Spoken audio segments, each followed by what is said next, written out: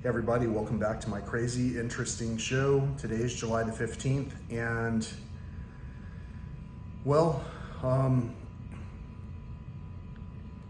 there have been a whole lot of interesting little coincidences and synchronicities where my conversations have kind of become something that causes a little bit of thought. And so for that reason, we can see that people are listening. However, for many people, it's as if their tongue is being held. And so here I am doing some different things over and over, because the only way that I'm going to achieve anything different is by doing something different. So I hope you are also doing some different things throughout your day. Variety is the spice of life.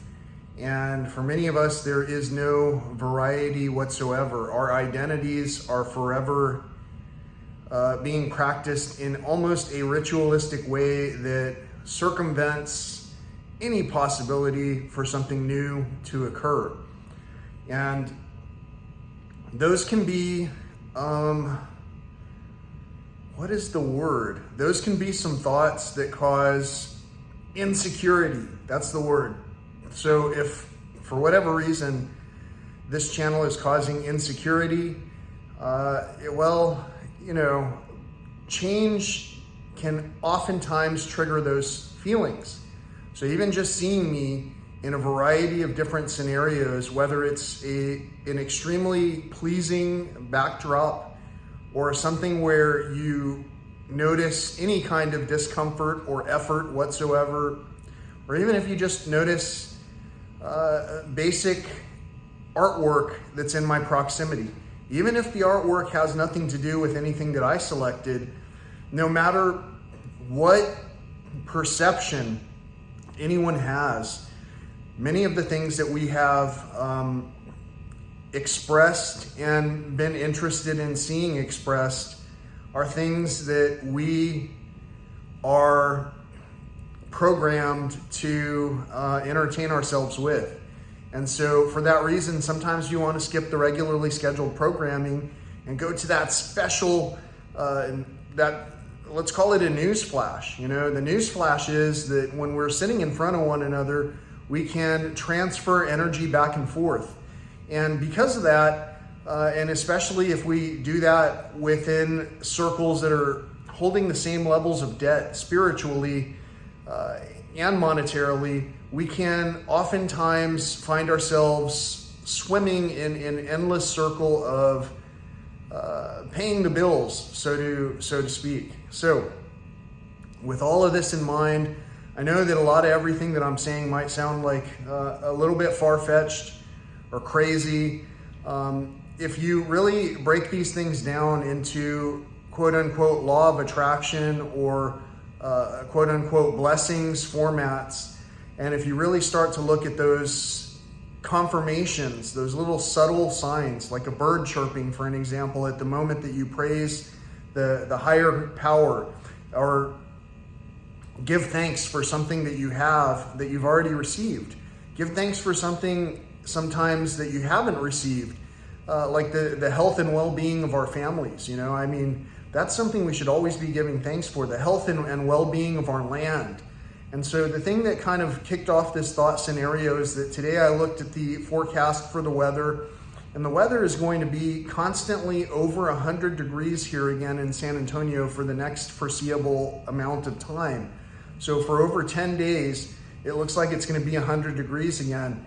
Now, these scenarios, these circumstances are the same thing that killed off a lot of our plants last year. So what we're trying to do is to experiment with the tolerance, the drought tolerance of the seeds harvested from the plants that expired last year. And suddenly some of those plants are expressing the same tendencies to just go straight to seed. So I'm taking those seeds and harvesting them so that we can see what happens with the next round of growth. But in the meantime, I'm having mixed results. You know, everything I try, for every 2 steps forward, there's a step back. And partly that's because I hadn't been really growing a garden that was going to foresee this level of devastation in the past. Now I am. And so because of that, I basically have had maybe a 3-year, 4-year head start on the average individual who knows nothing about any of these circumstances. For that might be a good portion of people who are starting to watch these types of videos now, who are trying to interweave this story of, well, how do I touch on these subjects without becoming offended at the artwork that's being shown by certain people who might also be equally a sinner, just like I am, you know? How can we look past the bias of judging what someone looks like without being biased and constantly tailoring ourselves to look and uphold a certain look a certain way, and uphold a certain look to the external world? How can we participate in giving thanks for the matrix if we ourselves loathe the matrix? So these are all interesting concepts. But the biggest concept is that without compassion, if we're not caring for something else, chances are we may be overlooking caring for ourselves. So here I am to answer a certain viewer's question as far as why I'm doing these things in this hot garage. It's almost like going to a sauna. Some people get to go to places like that because they live right on those type of premises where they can constantly go and take to the healing waters, for an example. But there is no directly nearby river or stream or hot spring or anything like that I can participate in. And so my direct delving into nature to recharge can sometimes be quite a way away from me. And for that reason, I try to put observational videos, like for an example, in one of our recent episodes, I was at a national park and I was there for 9 nights. And during that period of time, I lost 15 pounds eating pretty much the same diet that I was eating when I was here in this big city, where I struggled to even lose 2 pounds during the course of 2 full weeks. So with all of those things in mind, as far as how easy it is to look at the curative sources of health and where those resources come from, directly from nature, from our creator. If we look at those things versus the man-made alternatives, we can tend to see these patterns, these repeating patterns.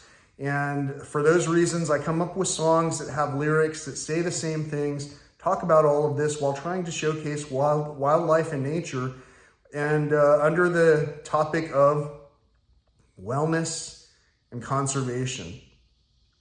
If we ourselves are unwell, we can hardly take care of ourselves, which makes it difficult to take care of the things around us. So it does us a lot of good to have good intent when it comes to the gardens we're cultivating, including the gardens of our friendship. Thank you so much for being my friend here, for clicking on subscribe, for sharing, for commenting, and participating in ways that give thanks to our creator. Until next time, peace, love, and all that old school stuff.